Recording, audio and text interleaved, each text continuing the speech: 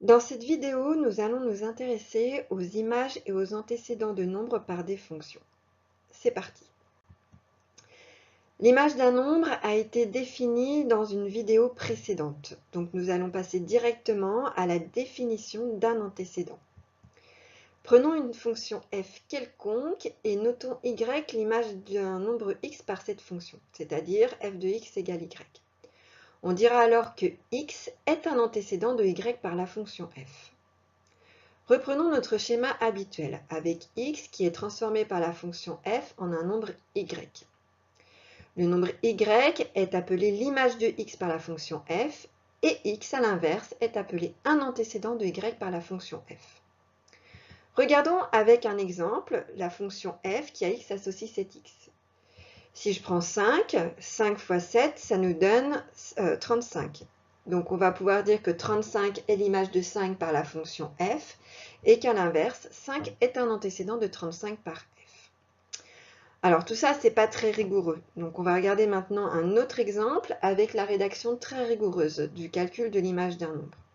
Par exemple, en calculant l'image de 8 par la fonction f.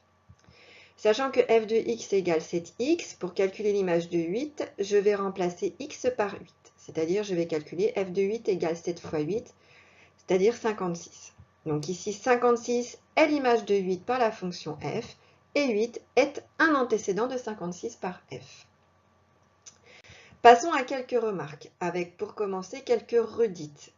Tout d'abord, f est une fonction, ce n'est pas un nombre. Deuxièmement, f de x, qui est l'image de x par la fonction f, lui est un nombre, et ce ne sera pas une fonction. Il faut bien distinguer les deux. Deux mises en garde à présent, avec la troisième remarque. Un nombre n'aura toujours qu'une seule image. Mais attention, un nombre pourra avoir aucune, ou une, ou plusieurs, ou une infinité d'antécédents. Regardons ces quatre remarques sur un exemple, en particulier avec la fonction carré définie par f qui a x associé x au carré.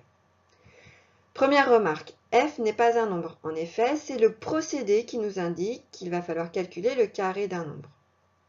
Deuxième remarque, f de x égale x au carré est une égalité de nombres. C'est celle qui va nous servir à calculer les images. Troisièmement, calculons l'image de 6. f de 6 est 6 au carré, c'est-à-dire 36. On n'a qu'une seule façon de calculer cette image. Donc, le nombre 6 a bien une unique image. Mais, et là on passe à la question 4, 36 a bien deux antécédents qui sont 6 et moins 6.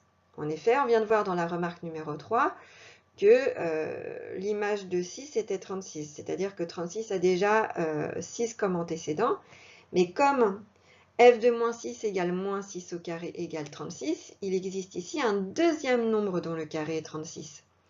Donc ça veut bien dire que 36 a ces deux antécédents annoncés qui sont 6 et moins 6.